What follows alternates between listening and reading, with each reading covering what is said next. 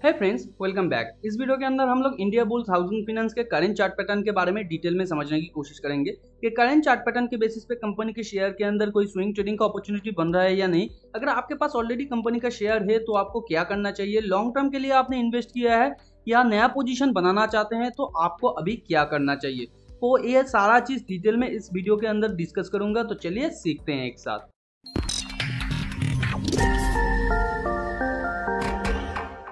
तो फर्स्ट हम लोग करंट चार्ट को समझ लेते हैं। जैसे कि आप देख पा रहे हैं, ये इंडिया बुल्स का वनडे का चार्ट है। वनडे के चार्ट में इसने एक बेयर वेज का पैटर्न बनाया है, जहां पे ये इसका फर्स्ट स्पाइक, सेकंड और थर्ड स्पाइक।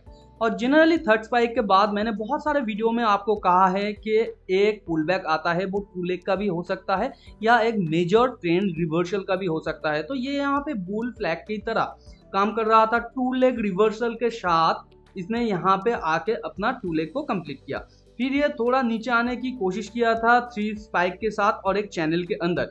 हालांकि इसने यहाँ पे 4 स्पाइक क्रिएट किया है। तो जनरली 3 स्पाइक होता है, किसी किसी फॉर्म में वो 4 स्पाइक भी होता है अगर वो एक चैनल के अंदर हो तो ये जैसे कि आप देख पा रहे हैं, ये एक चैनल के अंदर है और एक चैनल के अंदर 4 स्पाइक या बहुत सारा स्पाइक भी हो सकता है। तो इसके बाद ये इसके ठीक आसपास आके डबल बॉटम को क्रिएट किया है और फिर उसके साथ साथ ये ऊपर जाने की कोशिश किया है।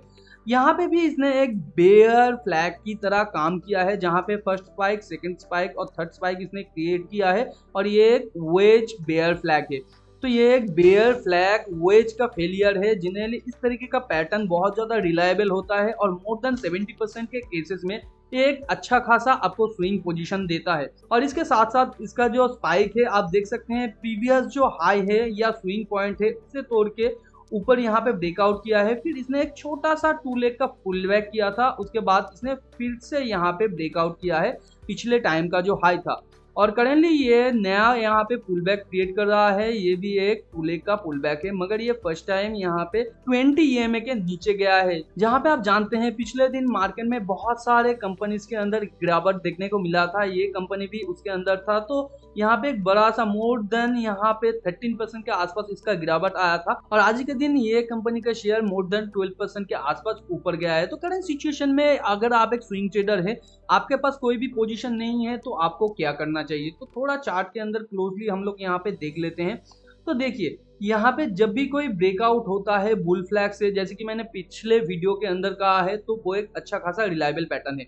मगर बुल फ्लैग एक तरीके का नहीं होता है। जैसे कि एक बुल फ्लैग तो इस तरीके का आपको क्लियर दिखाई देगा, मगर ये भी एक तरीके का बुल फ्लैग है, जहाँ पे इसने 2 लेग के साथ नीचे आने की कोशिश किया है और कभी कभी ये तो वेज के फॉर्मेशन में भी नीचे आता है, तो वो भी एक तरीके का बुल फ्लैग होता है। तो यहाँ से इसने ब्रेकआउट किया है, तो ये एक जैसे रिलायबल पैटर्न है। यहाँ पे भी आप देख सकते हैं इसने पुल बैक किया है।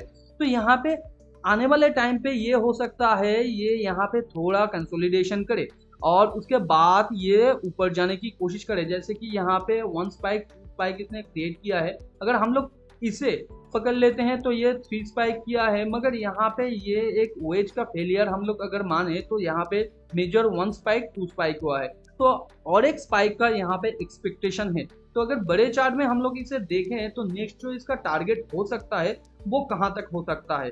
तो यहाँ पे आप देखिए, इसका जो मेजर टारगेट हो सकता है 218 to 20 के आसपास इसका मेजर टारगेट हो सकता है।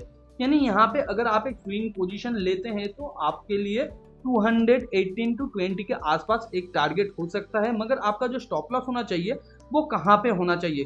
तो देखिए, ये जो स्विंग पॉइंट या पिछले टाइम का ये जो यहाँ पे बुल फ्लैग है, इसके नीचे होना चाहिए, या जब ये इस टॉप को तोड़ के ऊपर चला जाएगा तब ये जो स्टॉप लॉस है इसके नीचे होना चाहिए। इसे हम लोग टेलिंग भी कहते हैं। तो यहाँ पे करंट सिचुएशन में अगर आप यहाँ पे पोजीशन लेते हैं तो आपका स्टॉप लॉस बहुत ही बड़ा हो जाएगा। तो अगर आप पोजीशन लेना चाहते हैं तो बहुत ही छोटा ले सकते हैं। ऑलरेडी ये एक बुल ट्रेंड के अंदर है, तो प्रोबेबिलिटी हाई है कि ये ऊपर जाए ये 220 के आसपास।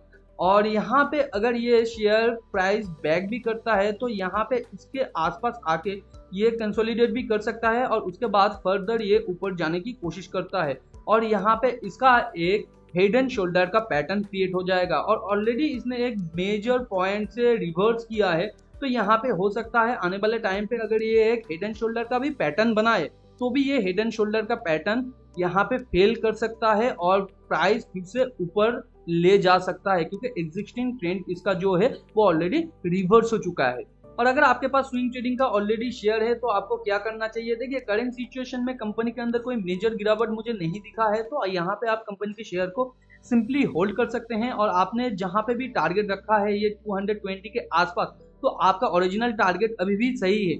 मगर यहाँ पे अगर ये टॉप के आसपास आके यहाँ से फिर से एक हाई मोमेंटम के साथ ये प्राइस बैक करने की कोशिश करता है और एक डबल टॉप के साथ ये नीचे आता है, तो यहाँ पे आप एग्जिट कर सकते हैं। और यहाँ पे अगर ऐसा कुछ नहीं होता है, सिंपली ये धीरे धीरे छोटा छोटा कैंडल क्रिएट करके नीचे आने की कोशिश करता है, तो वो मेजर रिवर्सल के आसपास नहीं जाएगा, वो यहाँ पे कंसोलिडेशन के बाद फिर वो एग्जिस्टिंग ट्रेंड के अंदर जाने का प्रोबेबिलिटी ज्यादा रखता है। और अगर यहाँ पे ये कंसोलिडेशन के बाद फिर से नीचे आने की कोशिश करता है, तो हो सकता है इसके आसपास इसको सपोर्ट मिल जाए और फिर ये एग्जिस्टिंग ट्रेंड के अंदर बैठ जाए। मगर अगर ये ज्यादा फेल करता है और आपका स्टॉप लॉस हिट कर देता है, तो यहाँ पे आपको सिंपली एग्जिट कर देना है, क्योंकि इस तरीके का पैटर्न का जो सक्सेसफुल रेट है वो 62 यहाँ पे 70% का है। यानी अगर आप 10 ट्रेड लेंगे तो उसमें से 6 से 7 ही आपका सक्सेसफुल हो पाएगा और बाकी 4 से 3 आपका फेल हो जाएगा। तो हो सकता है ये फेल के अंदर भी है या सक्सेस के अंदर भी है। फॉर एग्जाम्पल यहाँ पे आप देख सकते हैं जुलाई के मंथ में मैंने बहुत सारा यहाँ पे आप लोगों को ट्रेड दिया था, मगर इसके अंदर हर एक जो यहाँ पे कॉल दिया था वो सक्सेसफुल नहीं हुआ, जिसके यहाँ पे आप देख सकते हैं 2 का तो स्टॉप लॉस भी हिट हो गया है यहाँ पे, और उसके साथ साथ यहाँ पे 2 से मैंने मैन्युअली एग्जिट भी किया है, और यहाँ पे 1 का तो एंट्री भी यहाँ पे ट्रिगर नहीं हुआ था, और बाकी सारे स्टॉक में टारगेट हिट हो गया था, जिससे कि ओवरऑल हर एक पोजीशन में मेरा कितना प्रॉफिट आया, 8.19% के आसपास। तो इसलिए हर एक कंपनी आप कितना भी डिटेल में एनालिसिस करके उसके अंदर पोजीशन लीजिए, मगर आपको मार्केट में थोड़ा सा तो लॉस झेलना ही पड़ेगा। अगर आप झेल नहीं सकते मार्केट में लॉस, तो स्टॉक मार्केट आपके लिए नहीं है या ट्रेडिंग आपके लिए नहीं है। आप लॉन्ग टर्म में इन्वेस्ट कीजिए, कोई एफडी वगैरह कीजिए बैंक में, वही आपके लिए सेफ पॉइंट है। तो जैसे कि आप स्क्रीन पे देख पा रहे हैं, यहाँ पे कल के दिन मोर देन 13% के आसपास इस कंपनी के अंदर गिरावट आया था। हालांकि मार्केट इतना नहीं गिरा था, बहुत छोटा सा पुल बैक किया था, जिसके बारे में मैंने डिटेल वीडियो कल के दिन बनाया था कि मार्केट के क्रैश के पीछे कौन सा मेन रीजन होता है और उसके पीछे कौन कौन रिस्पॉन्सिबल होता है। तो डिटेल में ये वीडियो समझाया गया है, और अगर आपके पास पोजीशन होता है उस टाइम पे, तो आपको किस तरीके से बिहेव करना है मार्केट के अंदर। तो अगर आप एक बिगिनर है या एडवांस्ड है, तो ये वीडियो आपको जरूर देखना चाहिए, क्योंकि इस वीडियो के अंदर डिटेल में समझाया गया है ये सारा चीज। तो अगर आप कंपनी के अंदर ऑलरेडी लॉन्ग टर्म के लिए इन्वेस्टेड है, तो कंपनी के शेयर को सिंपली होल्ड कर सकते हैं यहाँ पे टॉप तक को, और यहाँ से अगर कंपनी का शेयर फर्दर इसे ब्रेकआउट करके ऊपर जाता है और सस्टेन करता है प्राइस, तो यहाँ पे आप फर्दर कंपनी के शेयर को होल्ड कर सकते हैं। मगर फंडामेंटल को आप ध्यान में रखिए, क्वार्टर ऑन क्वार्टर रिजल्ट इसका अच्छा होना चाहिए, ओवरऑल मार्केट का पोजीशन भी अच्छा होना चाहिए, या एक बात में कहूँ तो इस कंपनी से रिलेटेड हर एक चीज पॉजिटिव में रहना चाहिए। तभी अगर ओवरऑल मार्केट नीचे जाता है तब भी ये कंपनी अच्छे तरीके से परफॉर्म कर पाएगा लॉन्ग टर्म में। तो इस तरीके का डिटेल एनालिसिस अगर आप किसी और कंपनी के बारे में चाहते हैं तो नीचे कमेंट में लिख सकते हैं, मैं उसके ऊपर भी वीडियो बनाने की कोशिश करूंगा। स्विंग ट्रेडिंग में इंटरेस्ट रखते हैं तो टेलीग्राम चैनल को ज्वाइन करके रखिए, क्योंकि वहां पे एक्सेल सीट के अंदर मैंने बहुत सारे स्विंग ट्रेडिंग का अपॉर्चुनिटी दे के रखा है, जिसके अंदर एंट्री प्राइस, एग्जिट प्राइस और एसएल यानी स्टॉप लॉस को डिटेल में समझाया गया है चार्ट एनालिसिस के साथ। वीडियो नॉलेजेबल लगा है तो वीडियो को लाइक एंड शेयर कीजिए आपके उन फ्रेंड्स एंड फैमिली के साथ जो फाइनेंस और स्टॉक मार्केट में इंटरेस्ट रखते हैं। चैनल पे नया है तो चैनल को सब्सक्राइब करके बाजू में जो बेल आइकन है उसे भी हिट कर दीजिए, ताकि नए वीडियो का नोटिफिकेशन आप लोगों को तुरंत मिल सके। मिलते हैं अगले वीडियो पर, तब तक के लिए अपना बहुत ज्यादा ध्यान रखिए। Thanks for watching and happy investing.